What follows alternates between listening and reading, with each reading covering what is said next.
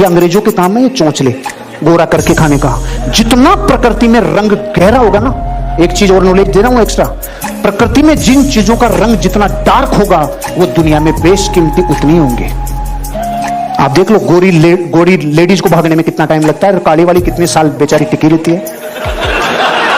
बहुत फर्क है, बहुत फर्क है भाई साहब।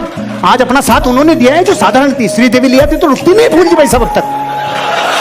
देसी माल चाहिए।